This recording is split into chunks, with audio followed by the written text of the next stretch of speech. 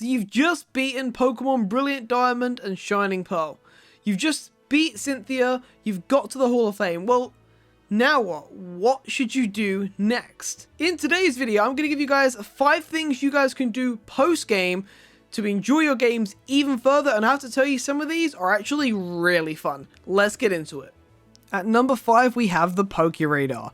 Now, how do we actually get the PokeRadar? Well, it's quite simple. It does sound like a long and daunting process, but it's actually not.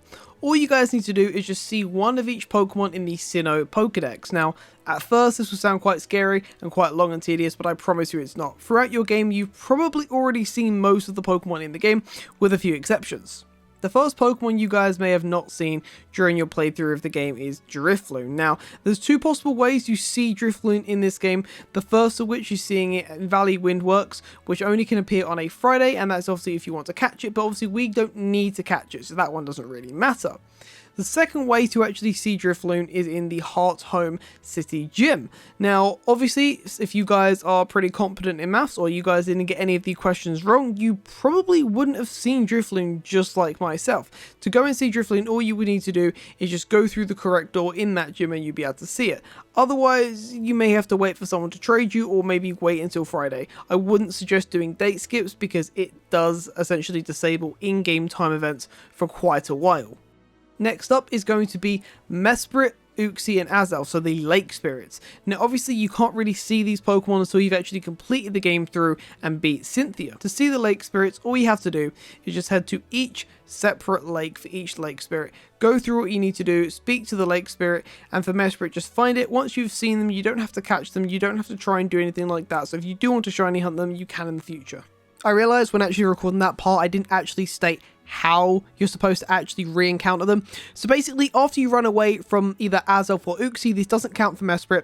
After you've run away from either one of them, all you're going to do is just quickly beat the Elite Four once more, and that will respawn them in their caves again, just like how it used to work in Platinum as well. And then last up is going to be the opposing legendary for your game. This is a very, very simple one, if anything the easiest one of them all. All you're going to do is head to Celestic Town, go to the biggest house at the top, talk to the old lady, and she will show you either a photo of Dialga or a photo of Palkia, depending on the game that you have. Once you have completed the Sinnoh Pokedex, and by that I mean seen every single Pokemon in Sinnoh, all you're going to do is just head back to Professor Rowan. He is going to then give you the PokeRadar and you can start shiny hunting. If you want to learn how to use the PokeRadar, go ahead and check the link in the description, which will have a video from A-Drive showing you guys how to effectively use the PokeRadar. At number 4, we have re-battling the gym leaders and the Elite Four. Pretty much as soon as you've entered the Hall of Fame for the first time, you can go back and defeat all the gym leaders again and the Elite Four, except this time they're going to be a lot harder, have EV trained Pokemon, have competitive sets, and each gym leader and Elite Four member will have 6 Pokemon. This is actually quite challenging, and to be honest with you, at the time of recording this, I haven't even made my way through everything myself, but it is definitely something fun to do if you want more of a challenge.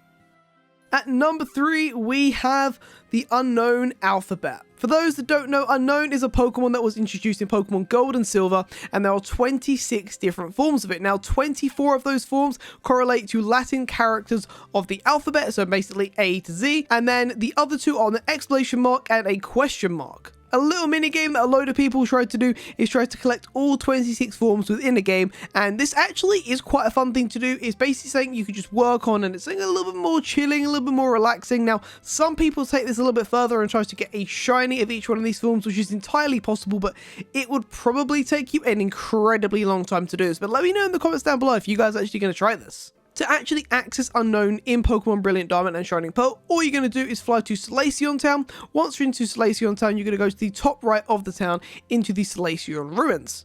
Once in Solaceon Ruins, there's going to be multiple different staircases and rooms. Each of these rooms is going to have a collection of Unknown that you guys are going to need to try and find. If you guys want to make this a little bit more painless on yourself, there'll be a link in the description down below to Sarabi.net, who has very, very nicely categorize each one of the rooms and how to get each character or each letter of the Unknown Alphabet.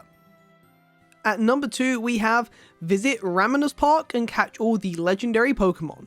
Once you have successfully defeated the Elite Four, you can head back to Sandgem Town, head down the bottom of Sandgem Town, then swim all the way to Ramanas Park. Once within Ravenous Park, you will talk to Professor Oak and he will tell you about collecting and catching legendary Pokemon. To catch these legendary Pokemon, you're going to need these things called Mysterious Shards to then get the slates. To get Mysterious Shards, you need to go into the underground, and they're a pretty rare spawn, but you're going to want to go through the mining minigame to try and get them. Now, I have got some footage here of me actually getting them, but to be honest with you, it took me a very long time to manage to get them.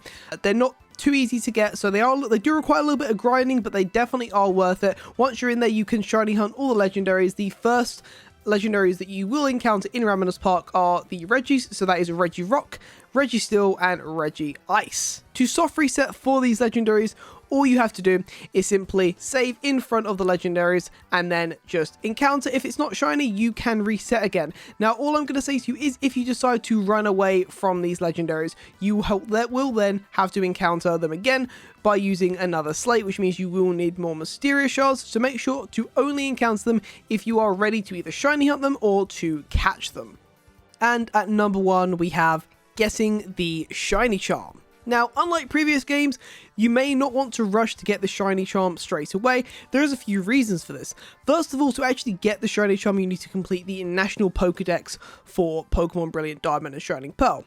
Now, this does include catching legendaries, which are both version exclusive to Brilliant Diamond and Shining Pearl, so you may have to trade to do that. But it also means that if you want to shiny hunt these legendaries, you may want to do them first, because the Shiny Charm only affects Masuda Method. That is right. At the current version of the game that I'm recording this, which is 1.1.2, the Shiny Charm only affects Masuda. It does not affect the Poke Radar, it does not affect the Underground, and it does not affect any soft resets for Legends. Now, at the moment, we're not sure if this is actually intentional, so for the moment, I'm going to recommend that you guys don't rush to try and get the Shiny Charm because it's not really much useful.